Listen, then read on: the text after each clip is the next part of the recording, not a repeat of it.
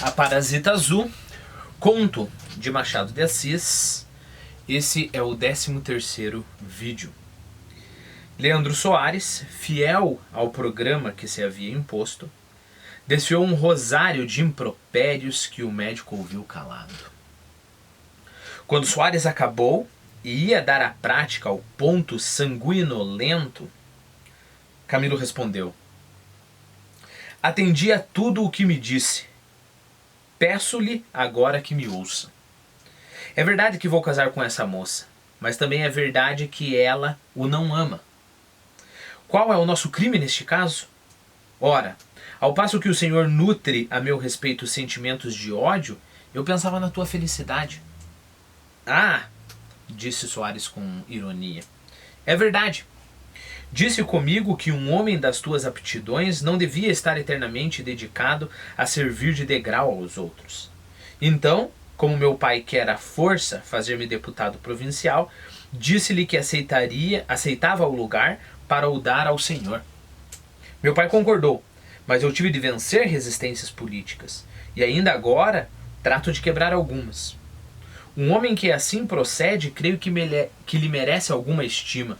Pelo menos não lhe merece tanto ódio. Não creio que a língua humana possua palavras assaz energéticas para pintar a indignação que se manifestou no rosto de Leandro Soares. O sangue subiu-lhe todo às faces, enquanto os olhos pareciam despir chispas de fogo.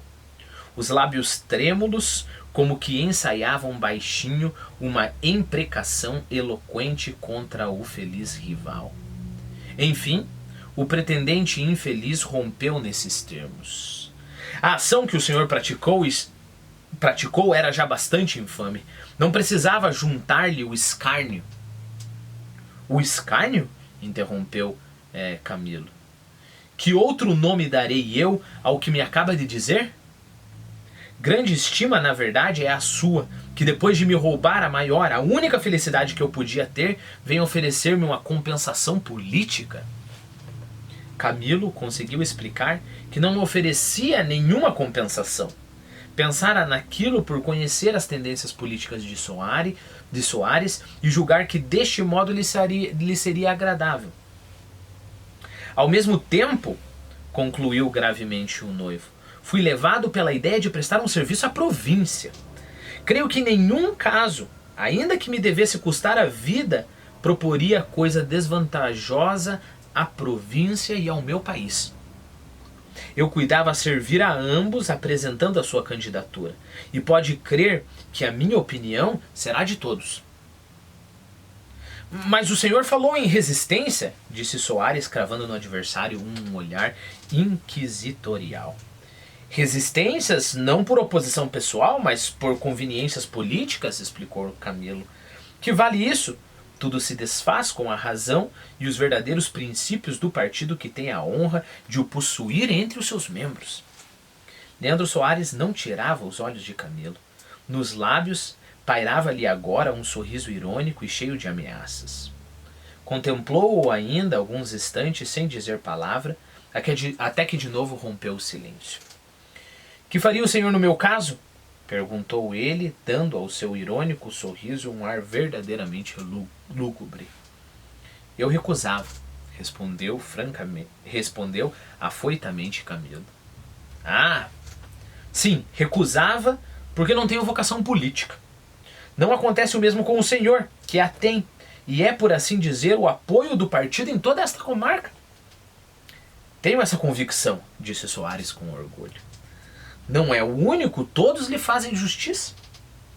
Soares entrou a passear de um lado para outro, esvoaçavam-lhe na mente terríveis inspirações, ou a humanidade reclamava alguma moderação no gênero de morte que daria ao rival. Decorreram 5 minutos, ao cabo deles Soares parou em frente de Camilo e, ex-abrupto, lhe perguntou: jura-me uma coisa? O quê? Que a fará feliz? Já o jurei a mim mesmo, e o meu é o meu mais doce dever. Seria meu esse dever se a sorte não houvesse pronunciado contra mim. Não importa, estou disposto a tudo. Creia que eu sei avaliar o seu grande coração, disse Camilo, estendendo-lhe a mão. Talvez o que não sabe, o que não conhece, é a tempestade que me fica na alma, a dor imensa que me há de acompanhar até a morte. Amores destes vão até a sepultura. Parou e sacudiu a cabeça como para expelir uma ideia sinistra.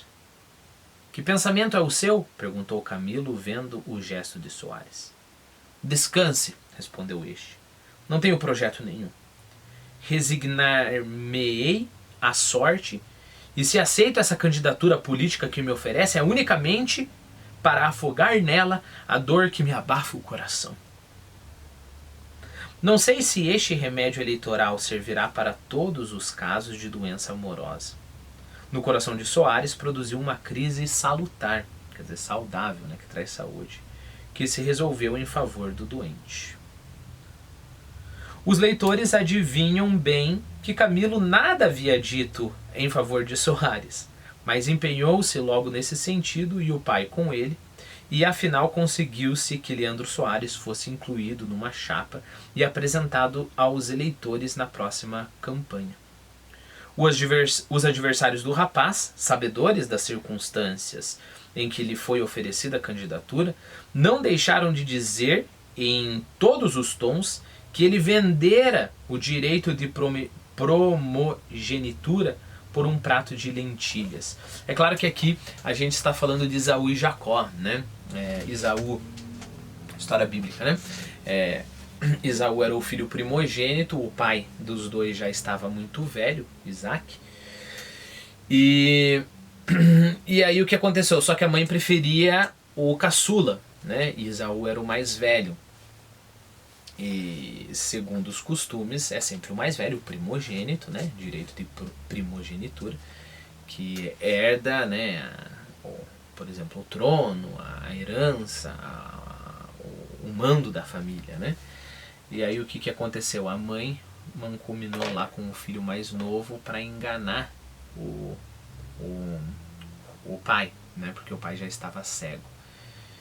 E fez lá um prato de lentilha, que é o que o filho mais velho sempre fazia, se eu não me engano, sempre fazia, ou naquela ocasião faria.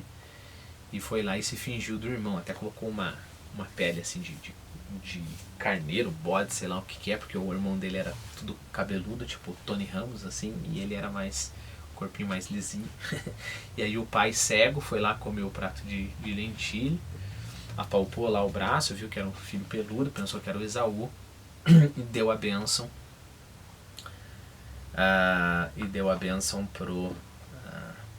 Pro filho que não era para ser o primogênito, né? Talvez eu esteja me equivocando com essa ideia do prato de lentilha, agora que me passou. Talvez o prato de lentilha foi dado ao Esaú em alguma circunstância ali, e aí ele saiu, alguma coisa assim, para caçar. Mas o importante é saber que é essa história que aconteceu, né? Não, certamente foi o Esaú, eu acho, que ganhou o prato de lentilha. E aí, é claro, a gente tem essa história de vender, né? Vender por um prato de lentilhas. Em todos os tons, ele vendera o direito de primogenitura por um prato de lentilhas. Havia já 1 ano que o filho do comendador estava casado quando apareceu na sua fazenda um viajante francês. Levava cartas de recomendação de um dos seus professores de Paris. Camilo recebeu-o alegremente e pediu-lhe notícia da França, que ele ainda amava, dizia, como a sua pátria intelectual. O viajante disse-lhe muitas coisas e sacou por fim da mala um maço de jornais. Era o Figaro, um jornal importante da França, né? O Figaro! Exclamou Camilo, lançando-se aos jornais. Eram atrasados, mas eram parisienses. Lembravam-lhe a vida que ele tivera durante longos anos. E posto nenhum desejo sentisse de trocar por ela a vida atual, havia sempre uma natural curiosidade em despertar recordações de outro tempo. No 4º ou 5º número que abriu, deparou-se-lhe uma notícia que ele leu com espanto. Dizia assim: uma célebre Leontina Cavot, que se dizia viúva de um tal príncipe Alexis, súdito do Tsar, foi ontem recolhida à prisão. A bela dama, era bela, não contente de iludir alguns moços incautos, alapardou-se, quer dizer, alapardar apossar-se ilegalmente, né? Alapardou-se com todas as joias de uma sua vizinha, Mademoiselle B. A roubada queixou-se a tempo de impedir a fuga da pretendida princesa. Camilo acabava de ler pela 4ª vez essa notícia quando Isabel entrou na sala. Estás com saudades de Paris? Perguntou ela, vendo-o tão atento a ler o jornal francês. Não, disse o marido, passando-lhe o braço à roda da cintura. Estava com saudades de ti.